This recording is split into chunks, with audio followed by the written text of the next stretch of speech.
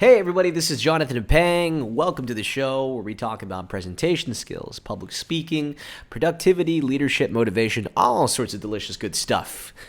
In today's show, we're continuing on our series of audience interactions when it comes to presenting. So in my last episode, I talked about simply asking questions. Asking questions to get your audience involved, to get them to buy in, to get them to pay attention to you, whether directly or indirectly, to increase that buy-in when it comes to listening to what you have to say. Now, let's talk about a very important one, which you may or may not know about, which is icebreakers. Now, I could spend hours talking about different types of icebreakers. Just Google them. Baidu them. Use whatever search engine you have. There are just millions of icebreakers out there, but today I'm going to talk more about the purpose of it, why it's important, and a simple one you can do in the beginning of your presentation. Now, as the word implies, icebreaker, we are breaking the ice. And what that means is that generally your audience probably won't know each other so well. And if you're lucky enough for them to know each other, for example, if they're coworkers, maybe they're not exactly so comfortable when it comes to working together. More importantly, maybe they're not so comfortable with you. So you're breaking the ice or creating a relationship or building rapport, not only between your audience, between themselves, but also with them, with you. And the way you do that is through an icebreaker, which could be an activity, it could be questions, it could be many different things, okay? Think about it. People that are coming to listen to you, they probably got a lot of different things going on. They got something on at work, they got something personal.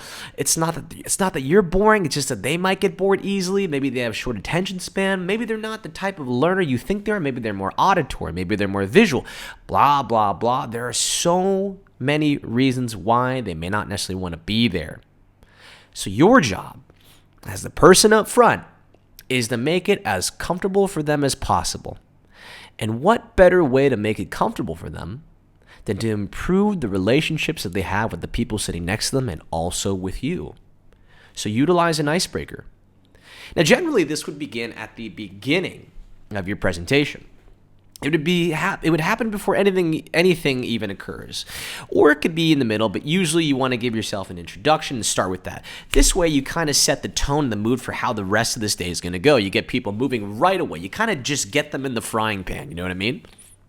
Now, there's a number of different icebreakers. My suggestion to you is to do one that focuses on people getting to know each other better. And secondly, if you can, one that pertains to the topic you were speaking about. I'll give you a very simple one. For me, when I do presentation skills training, a very simple icebreaker I can do is to put people in teams of 3 or 4 or 5, give each person 10 seconds to say their name and something special about them. Goes one person, the next person, then the next person, the last person. Then after that, we ask them to repeat what everyone said. So what was this person's specialty again? What was that person's name? What was that person's specialty? So you see, not only do they get the chance to introduce themselves, it's also testing their listening. Here's another one you could do. You could simply do something as silly as finding someone in the room that matches something. So you could say to someone, okay, here's a list for you. I want you to find someone in the room that has the same job as you, the same birthday as you, the same month as you, maybe the same age as you, etc., etc., etc. Again, the purpose is to get people to know each other and, if possible, related to the topic you're going to talk about that day. So for me, when I talked about that first icebreaker when it came to presentation skills, that one, the purpose again, was to get people to speak, to introduce themselves, and to listen, which is also a critical part about presentation skills as well. So ladies and gentlemen, I could talk all day about icebreakers, but your search engine is your friend. It will serve you much better than I will. Anyways, what kind of icebreakers do you like to do? Why do you think they're important? Share your experience with me. Let me know in the comments below. As always, give me a like, a comment, and share if you find this useful. And again, if you're looking for a speaker or a trainer for your next event, please feel free to contact me. Thanks again, and I will see you next time.